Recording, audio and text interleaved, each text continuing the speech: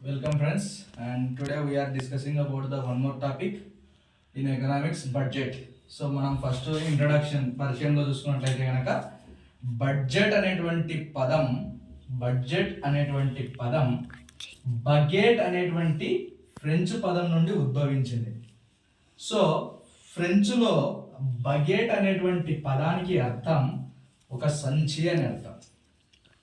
So అదేవిధంగా ఇంకొక ముఖ్యమైనటువంటి విషయం గమనించాల్సింది ఏమిటంటే, ఇప్పుడు మనం బడ్జెట్ అంటే ఏం చెప్తాం చెప్పండి. సో బడ్జెట్లో ముఖ్యంగా మనం గమనించాల్సినటువంటి విషయం ఏమిటంటే, ఒక సంవత్సర కాలంలో, ఒక నిర్ణీత కాలంలో రాబోయే ఆదాయాన్ని బట్టి చేయబోయే వ్యయాన్ని గురించి వివరించేదే బడ్జెట్. అంటే మెయిన్గా ఒక సంవత్సర కాలంలో వచ్చేటువంటి ఆదాయ వ్యయాలను వివరించేదే మనకి బడ్జెట్. ఇప్పుడు మనము ఆదాయం వ్యయం అంటే ఇది అర్థశాస్త్ర పరిభాష అని మనం గుర్తుపెట్టుకోవాలి. సో ఇప్పుడు మనము మన చుట్టుపక్కల ఉన్నటువంటి పరిసరాలను బట్టే మనకి ఎకనామిక్స్ ఉంటుంది, అది ఓకే. కానీ అర్థశాస్త్రంలో ఉన్నటువంటి పరిభాషను కూడా మనం అర్థం చేసుకోవాలి. సో ఆదాయ వ్యయాలను గురించి వివరించేదే బడ్జెట్. సో ఇది మనకి బ్రీఫ్ ఇంట్రడక్షన్. సో మనకి బడ్జెట్ రకాలు ఉన్నాయి. ఈ బడ్జెట్ రకాల్లో ఏమవుతుందంటే, ఫస్ట్ వచ్చేసి సంతులిత బడ్జెట్, దీన్నే ఇంగ్లీష్లో బ్యాలెన్స్డ్ బడ్జెట్ అంటాం. తర్వాత సెకండ్ వన్ వచ్చేసి లోటు బడ్జెట్, దీన్ని ఇంగ్లీష్లో డెఫిసిట్ బడ్జెట్ అంటాం. తర్వాత మిగులు బడ్జెట్ అంటే కనుక మిగులు బడ్జెట్, దీన్ని ఇంగ్లీష్లో సర్ప్లస్ బడ్జెట్ అంటాం. అంటే ఇక్కడ మనకి ఏం అర్థమవుతుంది చెప్పండి. సో ఫస్ట్ సంతులిత బడ్జెట్ చూద్దాం. సంతులిత బడ్జెట్ అంటే ఫర్ ఎగ్జాంపుల్ మనము ఒక సంవత్సర కాలంలో ఆదాయం అనేటువంటిది ఆదాయం 1,00,000 రూపాయలు వేసుకోండి, 1,00,000 రూపాయలు. వ్యయం అండి, వ్యయం కూడా సేమ్ ఎంత అంటే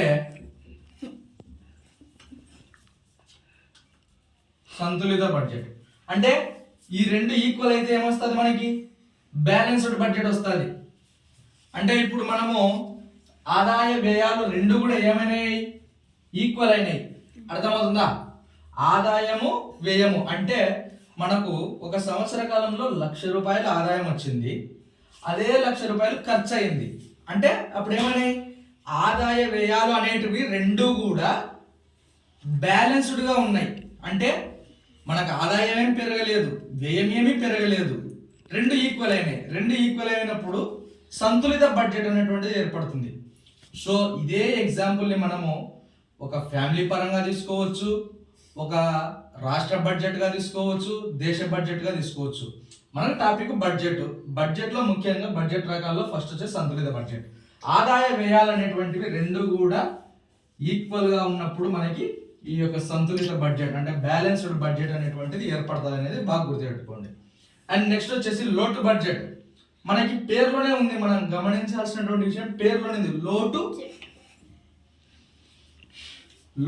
బడ్జెట్. లోటు బడ్జెట్ అంటే ఏమి, ఇప్పుడు సేమ్ ఎగ్జాంపుల్ తీసుకుందాం మళ్ళీ కన్ఫ్యూజ్ లేకుండా. ఇప్పుడు ఇన్కమ్ అనేటువంటిది సేమ్ 1,00,000 రూపీస్ అండ్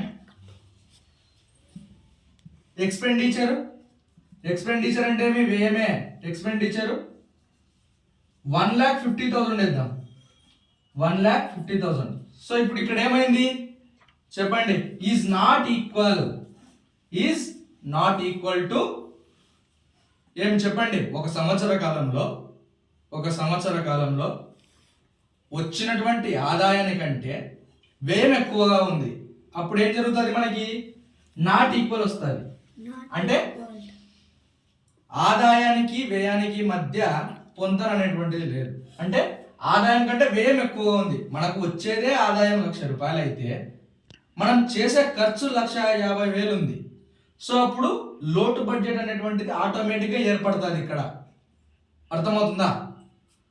ఇదే విధంగా మనము ఫర్ ఎగ్జాంపుల్ అంతెందుకు మనకి ఒక 10,000 పర్ మంత్ అతనికి శాలరీ వస్తుంది అనుకుంటే అతను దానిలో ఇంటి బాడిగ దగ్గర నుంచి పిల్లల చదువులు అన్నీ దాటుకొని వచ్చినా కూడా ఎక్కువ అయితే ఏం చేస్తాడు, లోటు బడ్జెట్ ఏర్పడుతుంది, ఆటోమేటిక్గా లోటు బడ్జెట్ వస్తుంది.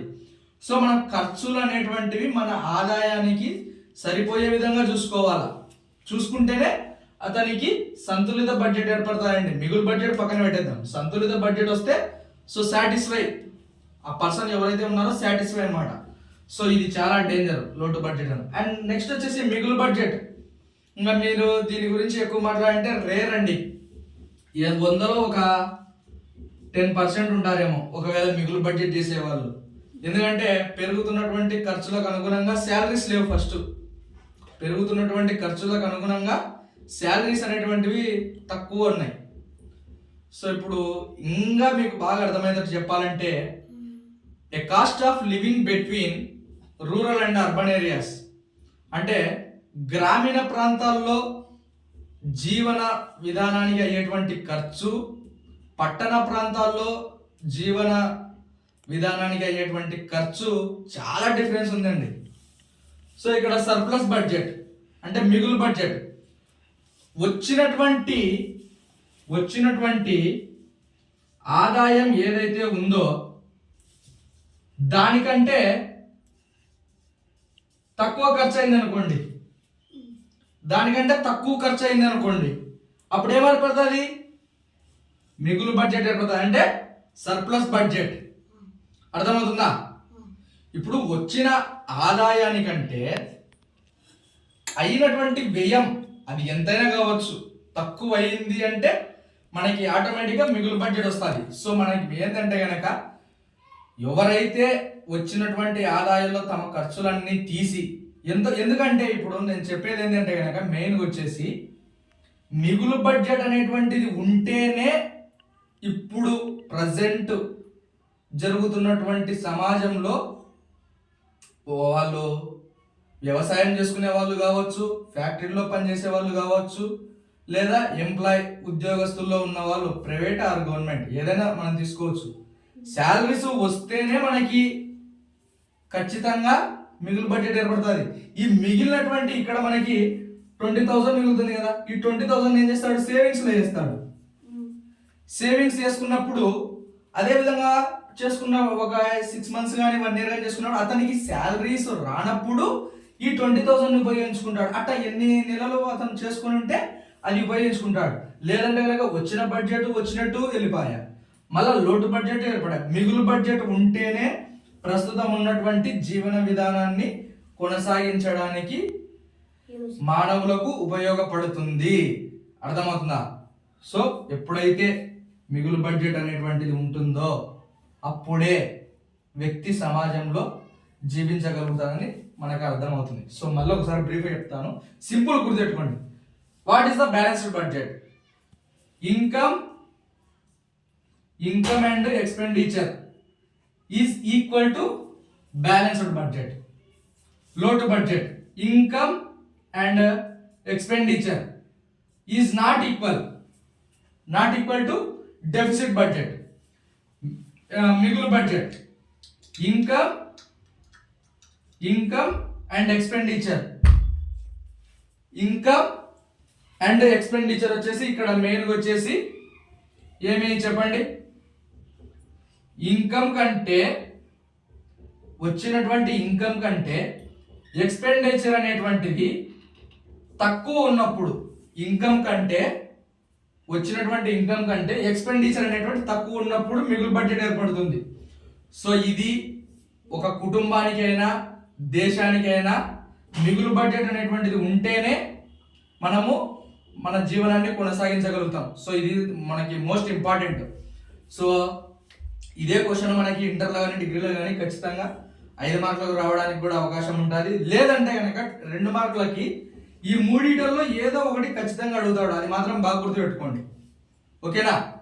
మొత్తము కలిపి బడ్జెట్ గురించి రాయండి అన్నప్పుడు బడ్జెట్ టైప్స్ ఆఫ్ బడ్జెట్ అంటే బడ్జెట్ రకాలు రాయండి అన్నప్పుడు మనకి ఏం జరుగుతుంది అంటే కనుక ఈ మూడింటిని రాయాల్సి ఉంటుందండి మనం. సో మీరైతే కనుక నేను చెప్పేది ఏంటంటే కనుక సబ్ హెడ్డింగ్స్ అనేటువంటిది బాగా గుర్తుపెట్టుకోవడానికి ప్రయత్నించండి. ఎందుకంటే ఎకనామిక్స్ లో ముఖ్యంగా ఈ యొక్క సబ్ హెడ్డింగ్స్ లేకుండా మనం ఏం చేయలేమండి. సో మిగతావి మనము హిస్టరీ కానీ పొలిటికల్ సైన్స్ కానీ ఏదో విధంగా రాసుకోగలుగుతాం, కానీ ఎకనామిక్స్ లో మటుకు మనము ఎట్టి పరిస్థితుల్లో కూడా సబ్ హెడ్డింగ్ లేకుండా ఏం చేయలేం. సో దయచేసి అది బాగా అర్థం చేసుకోండి. సో మీకు ఏమన్నా ఇంకా డౌట్ ఉంటే ఇందులో మీరు కామెంట్ సెక్షన్లో అడగచ్చు.